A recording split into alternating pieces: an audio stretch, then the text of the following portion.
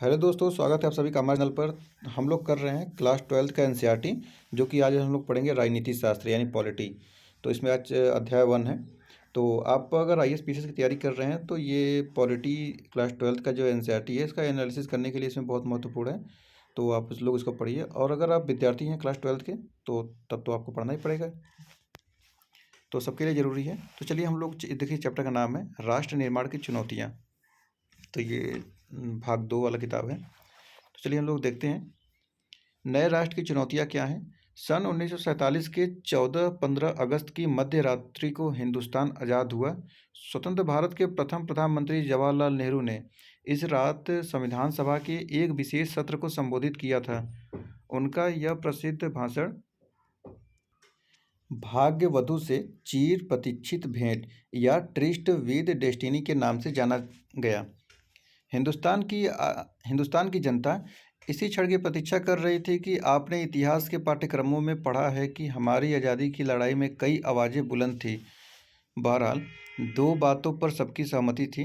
पहली बात यह कि आज़ादी के बाद देश का शासन लोकतांत्रिक सरकार के जरिए चलाया जाएगा, और दूसरी यह कि सरकार सबके भले के लिए काम करेगी। इस शासन में गरीबों और कमज़ोरों का खास ख्याल रखा जाएगा। देश अब आज़ाद हो चुका था और आज़ादी से जुड़े इन सपनों को साकार करने का वक्त आ गया था। यह कोई आसान काम नहीं था। आज़ाद हिंदुस्तान का जन्म कठिन परिस्थितियों में हुआ।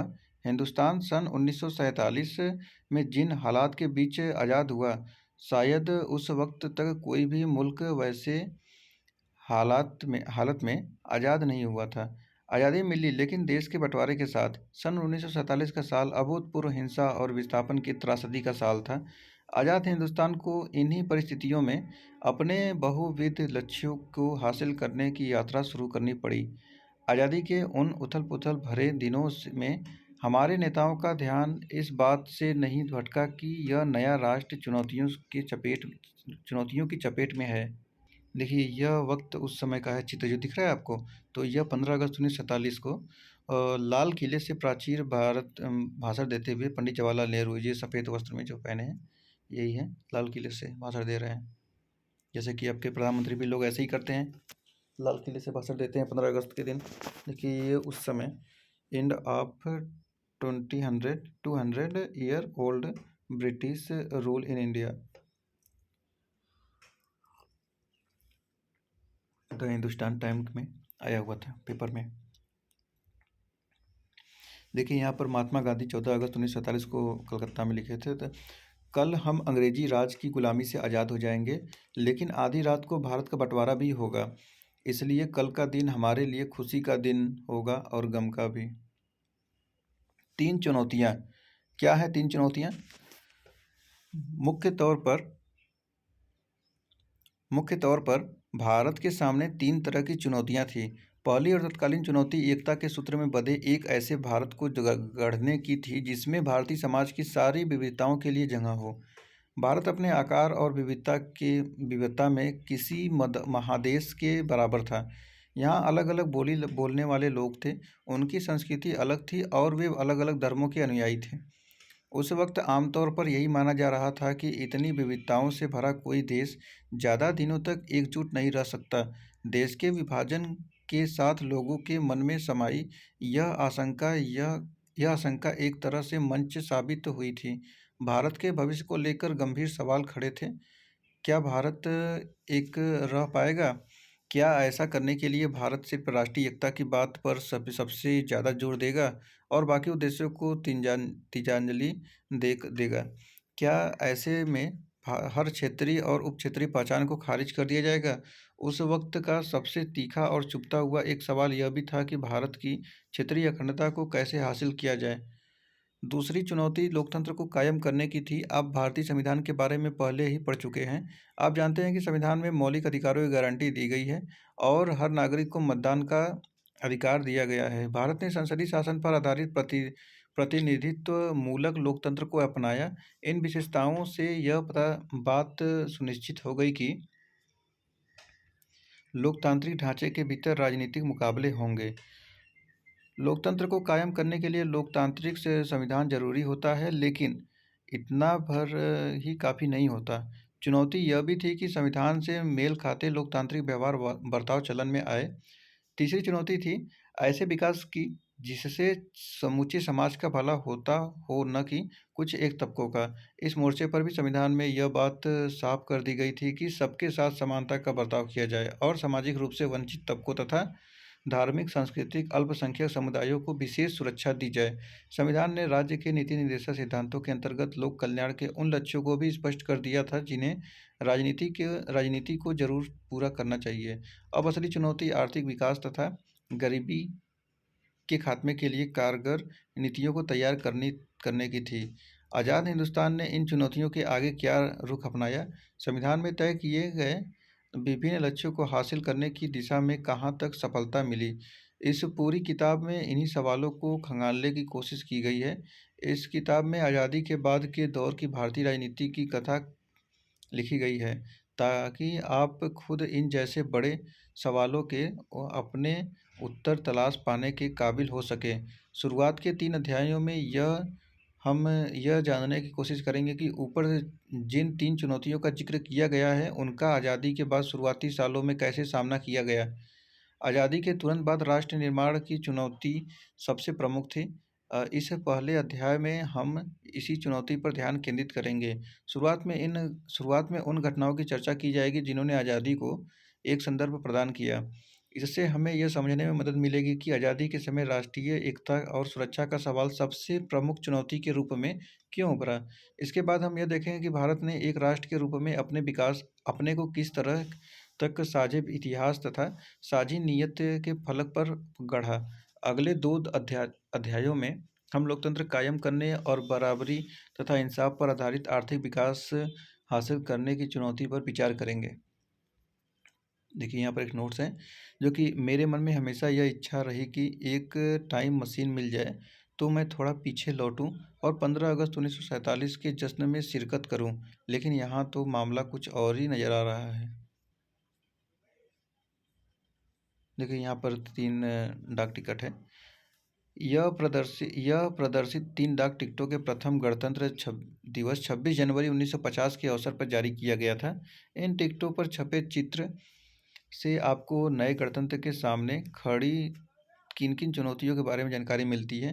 अगर आपको 1950 में इन डाक टिकटों का डिज़ाइन तैयार करने के लिए कहा जाए तो आप इन टिकटों पर किस तरह के चित्र करते, मतलब बनाते उसको।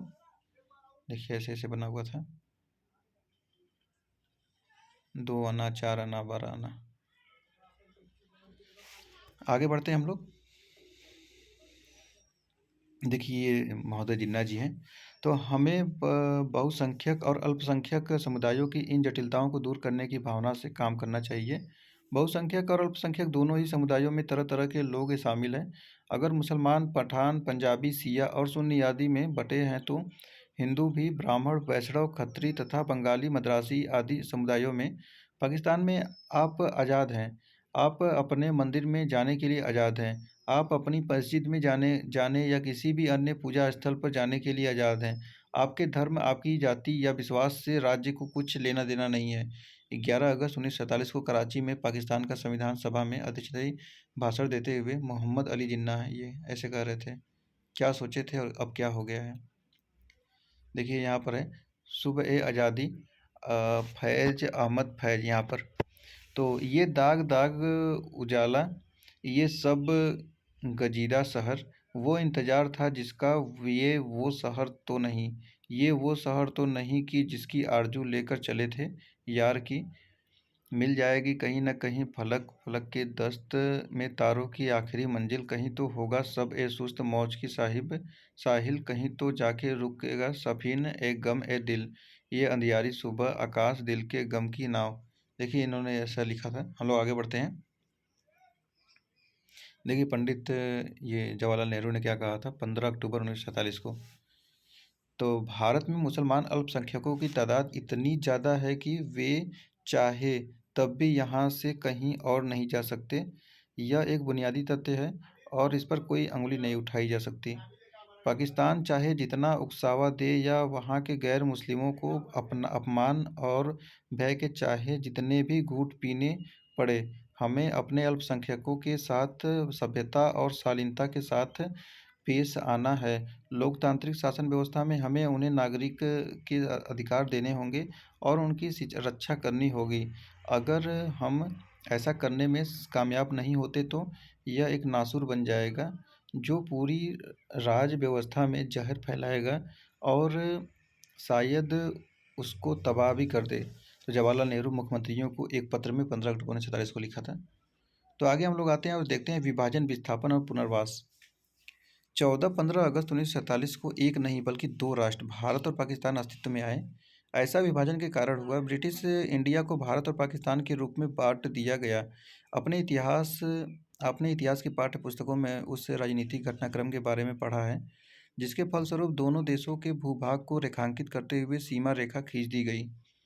मुस्लिम लीग ने द्विराष्ट्र सिद्धांत की बात की थी। इस सिद्धांत के अनुसार भारत किसी एक कौम का नहीं बल्कि हिंदू और मुसलमान नाम की दो कौमों का देश था और इसी कारण मुस्लिम लीग ने मुसलमानों के लिए एक अलग देश यानी पाकिस्तान की मांग की। कांग्रेस ने द्विराष्ट्र सिद्धांत तथा पाकिस्तान की मांग का विरोध किया। बहरहाल सन 1944 के दशक में राजनीतिक मोर्चे पर कई बदलाव आए। कांग्रेस और मुस्लिम लीग के बीच राजनीतिक प्रतिस्पर्धा तथा ब्रिटिश शासन की भूमिका जैसी कई बातों का जोर रहा। नतीजतन पाकिस्तान की मांग मान ली गई। विभाजन की प्रक्रिया। तो फैसला हुआ कि अब तक जिस भूभाग को इंडिया के नाम से जाना जाता था उसे भारत और पाकिस्तान नाम के दो देशों के बीच बांट दिया जाएगा। यह विभाजन दर्दनाक तो था ही, इस पर फैसला करना और अमल में लाना और भी कठिन था। तय किया गया कि धार्मिक बहुसंख्या को विभाजन का आधार बनाया जाएगा। इसके मायने यह थे कि जिन इलाकों में मुसलमान बहुसंख्यक थे वे इलाके पाकिस्तान के भूभाग होंगे और शेष हिस्से भारत कहलाएंगे। यह बात थोड़ी आसान जान पड़ती है कि असल में इसमें कई किस्म की दिक्कतें थी। पहली बात तो यह कि ब्रिटिश इंडिया में कोई एक भी इलाका ऐसा नहीं था जहां मुसलमान बहुसंख्यक हो। ऐसे दो इलाके थे जहां मुसलमानों की आबादी ज़्यादा थी। एक इलाका पश्चिम में था तो दूसरा इलाका पूर्व में। ऐसा कोई तरीका न था कि इन दोनों इलाकों को जोड़कर एक जगह कर दिया जाए। इसे देखते हुए फैसला हुआ कि पाकिस्तान में दो इलाके शामिल होंगे यानी पश्चिमी पाकिस्तान और पूर्वी पाकिस्तान तथा इनके बीच में भारतीय भूभाग का एक बड़ा विस्तार रहेगा। भूभाग का विस्तार है जैसे कि यहाँ पे यूपी है, बिहार है, पश्चिम बंगाल है और वह उधर है राजस्थान, और राजस्थान पड़ेगा, पंजाब पड़ेगा, दिल्ली पड़ जाएगा, तो वही भूभाग जो बीच में है। तो हम लोग कहाँ पर थे? हाँ, तो दूसरी बात यह कि मुस्लिम बहुल हर इलाका पाकिस्तान में जाने को राजी हो, ऐसा भी नहीं था। खान अब्दुल गफ्फार खान पश्चिमोत्तर सीमा प्रांत के निर्विवाद नेता थे और उनकी प्रसिद्धि सीमांत गांधी के रूप में भी थी। वे द्विराष्ट्र सिद्धांत के एकमत खिलाफ थे। संयोग से उनकी आवाज़ की अनदेखी की गई और पश्चिमोत्तर सीमा प्रांत को पाकिस्तान में शामिल मान लिया गया।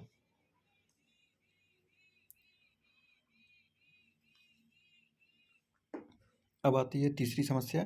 तो तीसरी समस्या और विकट थी। ब्रिटिश इंडिया के मुस्लिम बहुल प्रांत पंजाब और बंगाल में अनेक हिस्से बहुसंख्यक गैर मुस्लिम आबादी वाले थे। ऐसे में फैसला हुआ कि इन दोनों प्रांतों में भी बंटवारा धार्मिक बहुसंख्यकों के आधार पर होगा और इसमें जिले अथवा उससे निचले स्तर के प्रशासनिक हल्के को आधार माना जाएगा। 14-15 अगस्त 1947 की मध्य रात्रि तक यह फैसला नहीं हो पाया था। इसका मतलब यह हुआ कि आज़ादी के दिन तक अनेक लोगों को यह पता नहीं था कि वे भारत में है या पाकिस्तान में। पंजाब और बंगाल का बंटवारा विभाजन की सबसे बड़ी त्रासदी साबित हुआ। इसी समस्या से जुड़ी हुई चौथी और विभाजन की सबसे अबूझ कठिनाई अल्पसंख्यकों की थी। सीमा के दोनों तरफ अल्पसंख्यक थे। जो इलाके अब पाकिस्तान में है वहाँ लाखों की संख्या में हिंदू और सिख आबादी थी। ठीक इसी तरह पंजाब और बंगाल के भारतीय भूभाग में भी लाखों की संख्या में मुस्लिम आबादी थी। दिल्ली और उसके आसपास के इलाकों में भी मुसलमानों की एक बड़ी आबादी थी। ये सब लोग एक तरह से सांसत में थे। इन लोगों ने पाया कि हम तो अपने ही घर में विदेशी बन गए। जिस जमीन पर वे और उनके पुरखे सदियों से आबाद रहे उसी जमीन पर वे विदेशी बन गए थे। अब सोचिए कि जिस घर में आपका जन्म हुआ, जिस घर में आपके पापा मम्मी और आपके बच्चे रह रहे हैं और एक ही रात में वो बदल जाए और अब लोग कहने लगे कि अब आपको ये घर छोड़ कर जाना पड़ेगा, अब ये विदेश की ज़मीन है, या रहना पड़ेगा, यहाँ रहना पड़े तो विदेशी यहाँ पे ऐसी रहना पड़ेगा, जैसे मान लीजिए आप जहाँ रह रहे हैं वही पाकिस्तान हो जाए, या पाकिस्तान में है तो भारत हो जाए, तो वैसे ही हो गया था।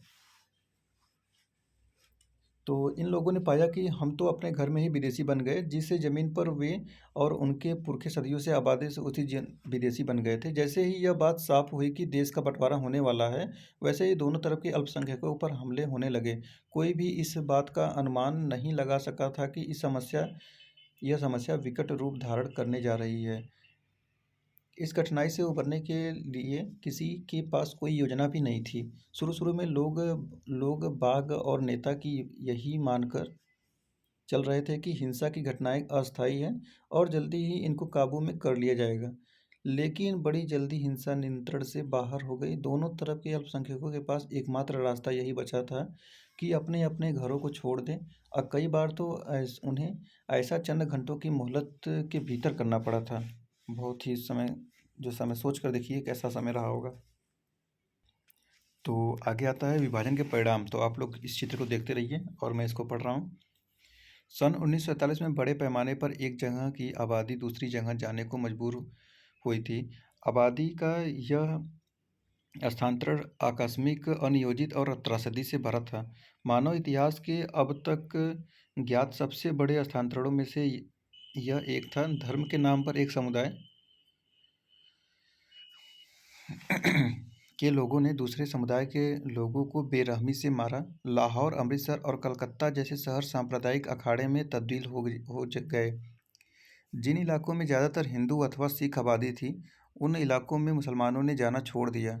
ठीक उसी तरह मुस्लिम बहुल आबादी वाले इलाकों से हिंदू और सिख भी नहीं गुजरते थे। लोग अपना घर-बार छोड़ने के लिए मजबूर हुए। वे सीमा के एक तरफ से दूसरी तरफ गए और इस क्रम में लोगों को बड़ी से बड़ी विपत्ति का सामना करना पड़ा। दोनों ही तरफ के अल्पसंख्यक अपने घरों से भाग खड़े हुए और अक्सर अस्थायी और उन्हें शरणार्थी शिविरों में पनाह लेनी पड़ी।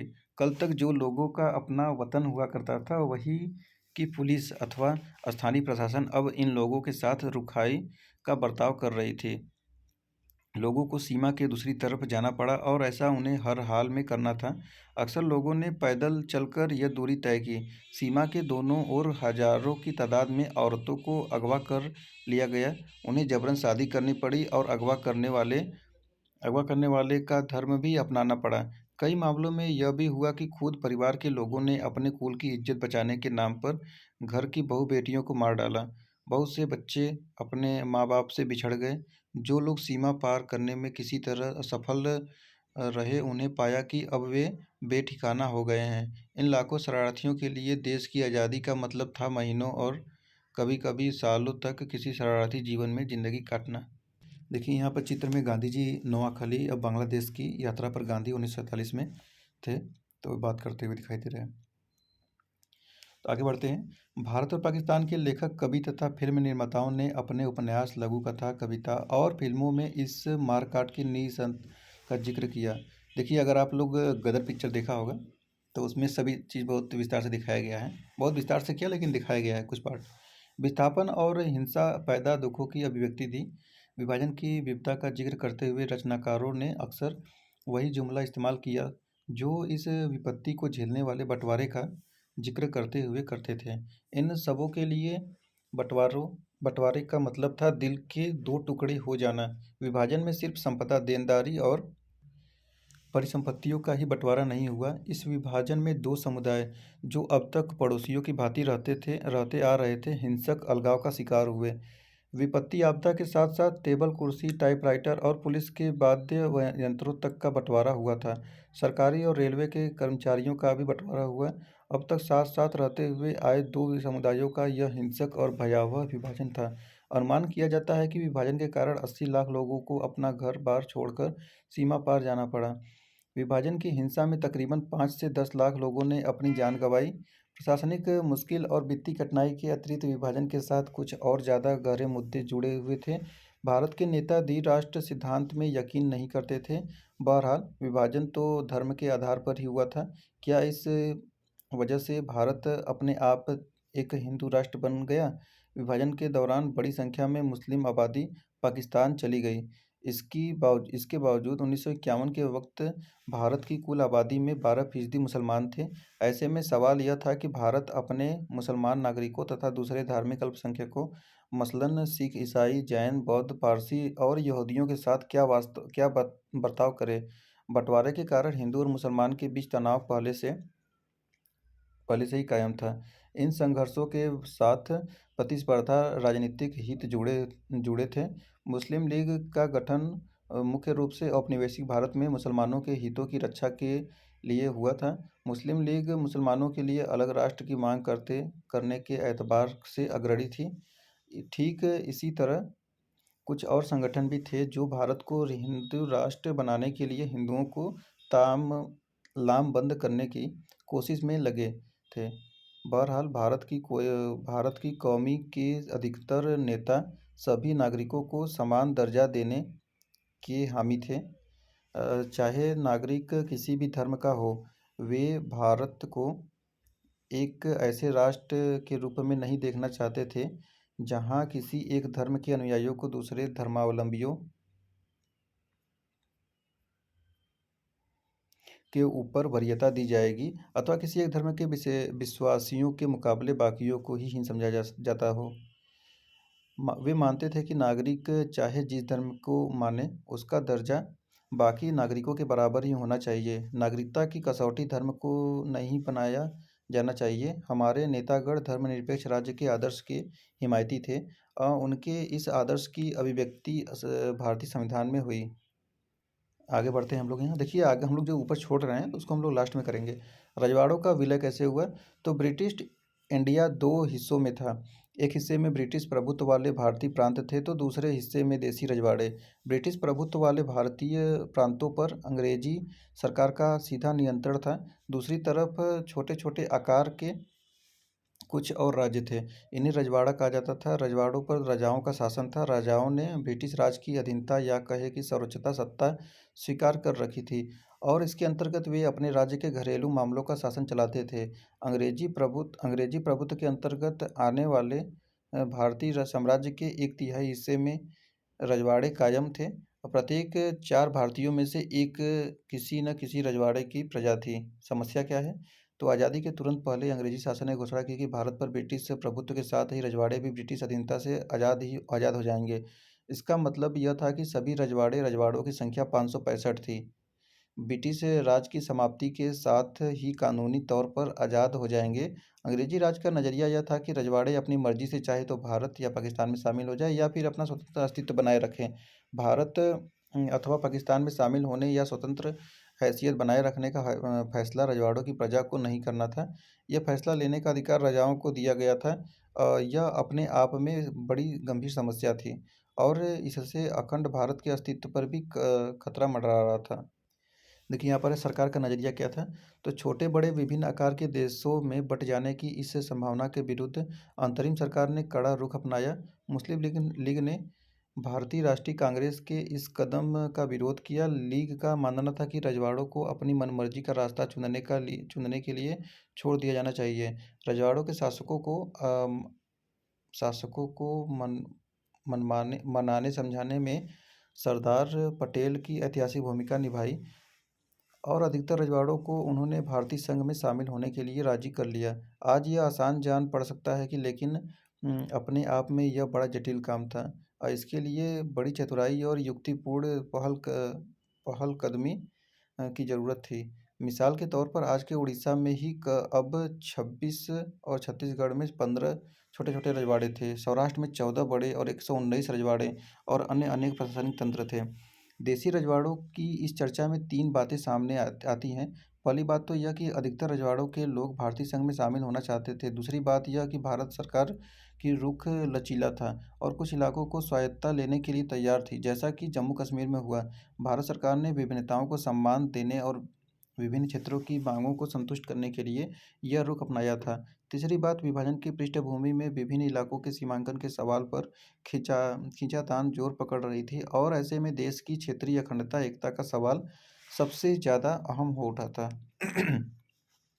शांतिपूर्ण बातचीत के जरिए लगभग सभी रजवाड़े जिनकी सीमाएं आज़ाद हिंदुस्तान की नई सीमाओं से मिलती थी 15 अगस्त 1947 से पहले ही भारतीय संघ में शामिल हो गए। अधिकतर रजवाड़ों के शासकों ने भारतीय संघ में अपने विलय के एक सहमति पत्र पर हस्ताक्षर किए और इस सहमति पत्र को इंस्ट्रूमेंट ऑफ एक्सेशन कहा जाता है। इस पर हस्ताक्षर का अर्थ था कि रजवाड़े भारतीय संघ का अंग बनने के लिए सहमत तो हैं। जूनागढ़, हैदराबाद, कश्मीर और मणिपुर की रियासतों का विलय बाकियों की तुलना में थोड़ा कठिन साबित हुआ। इस अध्याय में हम हैदराबाद और मणिपुर की रियासतों के विलय के मामले पर गौर करेंगे। कश्मीर के विलय के बारे में आप अध्याय 8 में पढ़ेंगे। तो देखिए यह चित्र है, इसके बारे में अभी हम लोग पढ़ेंगे। हम लोग देखते हैं हैदराबाद। तो हैदराबाद की रियासत बहुत बड़ी थी। यह रियासत चारों तरफ से हिंदुस्तानी इलाके से घिरी हुई थी। पुराने हैदराबाद के कुछ हिस्से आज के महाराष्ट्र तथा कर्नाटक में और बाकी हिस्से आंध्र प्रदेश में है। हैदराबाद के शासक को निजाम कहा जाता था और वह दुनिया के सबसे दौलतमंद लोगों में शुमार किया जाता था। निजाम चाहता था कि हैदराबाद की रियासत को आज़ाद रियासत का दर्जा दिया जाए। निजाम ने सन 1947 के नवंबर में भारत के साथ यथास्थिति बहाल रखने का एक समझौता किया। यह समझौता 1 साल के लिए किया था। इस बीच भारत सरकार से हैदराबाद के निजाम की बातचीत जारी रही। इसी दौरान हैदराबाद की रियासत के लोगों के बीच निजाम के शासन के खिलाफ एक आंदोलन ने जोर पकड़ा। तेलंगाना इलाके के किसान निजाम के दमनकारी शासन से खास तौर पर दुखी थे। वे निजाम के खिलाफ उठ खड़े हुए और महिलाएं निजाम के शासन में सबसे ज़्यादा जुल्म का शिकार हुई थी। महिलाएं भी बड़ी संख्या में इस आंदोलन से आ जुड़ी। हैदराबाद शहर इस आंदोलन का गढ़ बन गया। कम्युनिस्ट और हैदराबाद कांग्रेस इस आंदोलन की अग्रिम पंक्ति में थे। आंदोलन को देख निजाम ने लोगों के खिलाफ एक अर्धसैनिक बल रवाना किया। इसे रजाकार कहा जाता था। रजाकार अव्वल दर्जे के सांप्रदायिक और अत्याचारी थे। रजाकारों ने गैर मुसलमानों को खास तौर पर अपना निशाना बनाया। रजाकारों ने लूटपाट मचाई और हत्या तथा बलात्कार पर उतारू हो गए। 1948 के सितंबर में भारतीय सेना निजाम के सैनिकों पर काबू पाने के लिए हैदराबाद आ पहुंची। कुछ रोज तक रुक रुक कर लड़ाई चली। इसके बाद निजाम ने आत्मसमर्पण कर दिया। निजाम के आत्मसमर्पण के साथ ही हैदराबाद का विलय भारत में विलय हो गया। देख रहे हैं कैसे कितना कठिनाइयों के बाद विलय हुआ हैदराबाद का। अब आता है मणिपुर। तो आज़ादी के चंद रोज पहले मणिपुर के महाराजा बोध चंद्र ने भारत सरकार के साथ भारतीय संघ में अपनी रियासत के विलय के एक सहमति पत्र पर हस्ताक्षर किए थे। इसकी एवज में उन्हें यह आश्वासन दिया गया था कि मणिपुर की आंतरिक स्वायत्तता बरकरार हो रहेगी। जनमत के दबाव में महाराजा ने 1948 में चुनाव करवाया और इस चुनाव के फलस्वरूप मणिपुर की रियासत में संवैधानिक राजतंत्र कायम हुआ। मणिपुर भारत का पहला भाग है जहां सार्वभौमिक वयस्क मताधिकार के सिद्धांत को अपनाकर चुनाव हुए। मणिपुर के विधानसभा में भारत में विलय के सवाल पर गहरे मतभेद थे। मणिपुर की कांग्रेस चाहती थी कि इस रियासत को भारत में मिला लिया जाए, जबकि दूसरी राजनीतिक पार्टियां इसके खिलाफ थीं। मणिपुर की निर्वाचित विधानसभा से परामर्श किए बगैर भारत सरकार ने महाराजा पर दबाव डाला कि वे भारतीय संघ में शामिल होने के समझौते पर हस्ताक्षर कर दें। भारत सरकार को इसमें सफलता मिली और मणिपुर में इस कदम को लेकर लोगों में क्रोध और नाराजगी के भाव पैदा हुए। इसका असर आज तक देखा जा सकता है। अब आता है आगे राज्यों का पुनर्गठन। बंटवारे और देशी रियासतों के विलय के साथ ही राष्ट्र निर्माण की प्रक्रिया का अंत नहीं हुआ। भारतीय प्रांतों की आंतरिक सीमाओं को तय करने की चुनौती अभी सामने थी। यह महज प्रशासनिक विभाजन का मामला न था। प्रांतों की सीमाओं को इस तरह तय करने की चुनौती थी कि देश की भाषाई और सांस्कृतिक बहुलता की झलक मिले, साथ ही राष्ट्रीय एकता भी अखंडित न हो। औपनिवेशिक शासन के समय प्रांतों की सीमाएं प्रशासनिक सुविधा के लिहाज से तय की गई थी। यह ब्रिटिश सरकार ने जितने क्षेत्र को जीत लिया हो उतना क्षेत्र एक अलग प्रांत मान लिया जाता था। प्रांतों की सीमा इस बात से भी तय होती थी कि किसी रजवाड़े के अंतर्गत कितना इलाका शामिल है। हमारी राष्ट्रीय सरकार ने ऐसे सीमांकन को बनावटी मानकर खारिज कर दिया। उसने भाषा के आधार पर राज्यों के पुनर्गठन का वादा किया। 1920 में कांग्रेस का नागपुर अधिवेशन हुआ था। दरअसल इसके बाद से ही इस सिद्धांत को भारतीय राष्ट्रीय कांग्रेस ने मान लिया था कि राज्यों का पुनर्गठन भाषा के आधार पर होगा। अनेक प्रांतीय कांग्रेस समितियों को भाषाई इलाके के आधार पर बनाया गया था और समितियां ब्रिटिश इंडिया के प्रशासनिक विभाजन को अपने कामकाज में नहीं बरतती थी। आज़ादी और बंटवारे के बाद की स्थितियां बदलीं। हमारे नेताओं को चिंता हुई कि अगर भाषा के आधार पर प्रांत बनाए गए तो इससे अव्यवस्था फैल सकती है तथा देश के टूटने का खतरा पैदा हो सकता है। हमारे नेताओं को यह भी लग रहा था कि भाषावार राज्यों के गठन से दूसरी सामाजिक आर्थिक चुनौतियों से ध्यान भटक भटक सकता है। जबकि देश इन चुनौतियों की चपेट में है। केंद्रित केंद्रीय नेतृत्व ने इस मसले को स्थगित करने का फैसला किया। रजवाड़ों का मसला अभी हल नहीं हुआ था, बंटवारे की यादें अभी ताज़ा थीं। केंद्रीय नेतृत्व के इस फैसले को स्थानीय नेताओं और लोगों ने चुनौती दी। पुराने मद्रास प्रांत के तेलुगु भाषी क्षेत्रों में विरोधी भड़क भड़क उठा। पुराने मद्रास प्रांत में आज के तमिलनाडु और आंध्र प्रदेश शामिल थे। इसके कुछ हिस्से मौजूदा केरल एवं कर्नाटक में भी है। विशाल आंदोलन आंध्र प्रदेश नाम से अलग राज्य बनाने के लिए चलाया गया आंदोलन ने मांग की कि मद्रास प्रांत के तेलुगु भाषी इलाकों को अलग करके एक नया राज्य आंध्र प्रदेश बनाया जाएगा। तेलुगु भाषी क्षेत्र की लगभग सारी राजनीतिक शक्तियां मद्रास प्रांत के भाषाई पुनर्गठन के पक्ष में थीं। केंद्र सरकार हाँ ना की दुविधा में थी और उसकी इस मनोदशा से इस आंदोलन ने जोर पकड़ा। कांग्रेस के नेता और दिग्गज गांधीवादी पोट्टी श्रीरामुलु अनिश्चितकालीन भूख हड़ताल पर बैठ गए। 56 दिनों की भूख हड़ताल के बाद उनकी मृत्यु हो गई। इससे बड़ी अव्यवस्था फैली और आंध्र प्रदेश में जगह जगह हिंसक घटनाएं हुई। लोग बड़ी संख्या में सड़कों पर निकल आए। पुलिस फायरिंग में अनेक लोग घायल हुए मारे गए। मद्रास में अनेक विधायकों ने विरोध जताते हुए अपनी सीट से इस्तीफा दे दिया। आखिरकार 1952 के दिसंबर में प्रधानमंत्री ने आंध्र प्रदेश नाम से एक अलग राज्य बनाने की घोषणा की। तो देखिए इस प्रकार यह समाप्त होता है। तो अब हम लोग देखते हैं जो छूटा हुआ है, जो कार्टून वगैरह बना के बताया गया है। तो आप लोग देखिए अगर क्वेश्चन करना चाहे तो उसको कर सकते हैं। तो मैं वीडियो यहाँ पर रोक सकते हैं और मैं आगे करता हूँ। देखिए यहाँ पर भी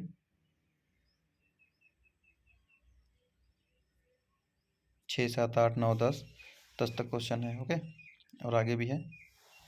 तो चलिए हम लोग देखते हैं कौन सा छूटा हुआ है, उसको करते हैं। तो सबसे शुरुआत में तो देखिए ये है भारत और पाकिस्तान का झंडा कैसे लेकर बढ़ रहे थे। तो कलकत्ता 1947 दंगा प्रभावित क्षेत्रों में शांति स्थापित करने के लिए हिंदू और मुस्लिम समुदाय के लोग भारत और पाकिस्तान का झंडा फहराते हुए शहर में गश्त कर रहे ट्रकों पर चढ़े। इन लोगों का यह चित्र विभाजन की खुशी और त्रासदी दोनों को एक साथ बयान करता है। ठीक है, तो यहाँ पर है मेहमान नवाजी में कसर। तो दंगाइयों ने चलती ट्रेन को रोक लिया, गैर मजहब के लोगों को खींच खींच के निकाला और तलवार तथा गोली से मौत के घाट उतार दिया। बाकी यात्रियों को हलवा, फल और दूध दिया गया। ये आयोजकों के मुखिया ने कहा, बहनों भाइयों, ट्रेन के आने की खबर देर से मिली, इस कारण हम आपका स्वागत पुरजोर तरीके से नहीं कर सके जैसा कि आप सब चाहते होंगे। सादत हसन मंटो। देखिए यहाँ पे मंटो की कहानी कसर ए नापसी के हिंदी में रूपांतर से लिया गया है। तो देखिए यहाँ पर एक गर्म हवा यहाँ पे लिखा हुआ है। क्या है कि सलीम मिर्ज़ा आगरा में रहते हैं और जूते का व्यवसाय करते हैं। विभाजन के बाद सलीम अली ने सलीम अपने ही लोगों के बीच अजनबी बन जाते हैं। विभाजन के बाद बदले माहौल में सलीम अपने आसपास की दुनिया से संबंध नहीं बैठा पाते। धीरे धीरे उनका व्यवसाय भी चौपट होने लगता है और देश की दूसरी तरफ से आया एक शरारती परिवार उनके पुश्तैनी मकान पर कब्जा कर लेता है। घटनाओं की इस गहमागहमी में सलीम की बेटी की मतलब उनकी बेटी की जो है मृत्यु हो जाती है। लेकिन सलीम फिर भी उम्मीद नहीं छोड़ते। उन्हें यकीन है कि हालात दोबारा सामान्य हो जाएंगे। सलीम की सोच से उनके परिवार वाले ही इत्तेफाक नहीं रखते। परिवार के कई सदस्यों ने पाकिस्तान जाने का फैसला कर लिया है। सलीम पाकिस्तान जाने की व्यवस्था और भारतीय रहने की इच्छा के बीच फंस गए हैं। कहानी में सलीम के सामने एक निर्णायक क्षण आता है जब वह छात्रों के एक जत्थे को सड़क से गुजरता हुआ देखते हैं। आंदोलनकारी छात्र सरकार से बेहतर सुविधाओं की मांग कर रहे हैं। छात्रों के इस जत्थे में सलीम का बेटा सिकंदर भी शामिल है। आपकी राय में मिर्ज़ा सलीम का फिल्म के अंत में क्या रुख रहा होगा? ऐसी परिस्थितियों में आप क्या करते? देखिए वर्ष 1973 निर्देशक MS सत्य और पटकथा कॉफ़ी आजमी है और अभिनय ये बलराज साहनी, जलाल आगा और फारूक शेख गीता सिद्धार्थ है। देखिए यहाँ पर आगे आता है महात्मा गांधी की शहादत।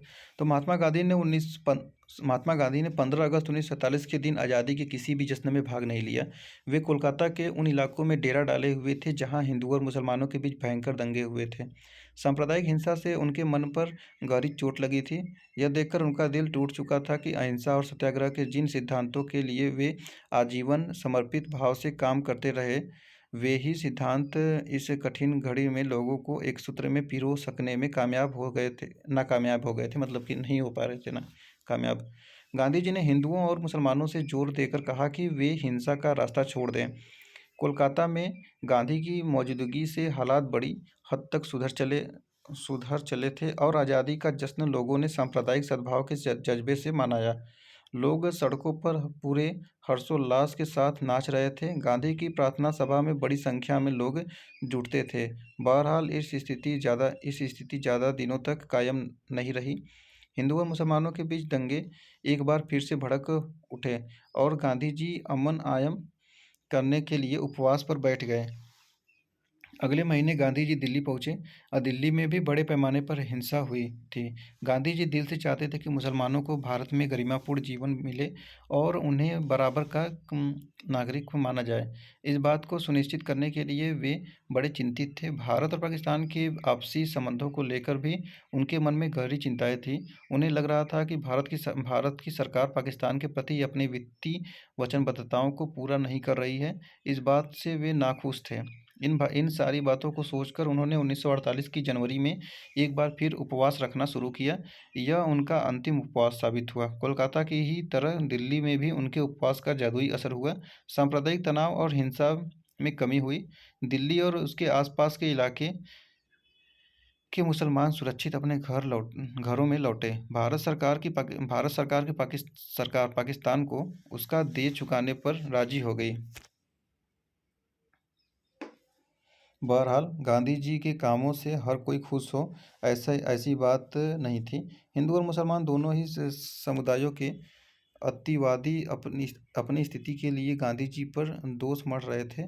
इसके बावजूद गांधी जी ने सशस्त्र सुरक्षा हासिल करने से मना कर दिया और अपनी प्रार्थना सभा में हर किसी से मिलना जारी रखा।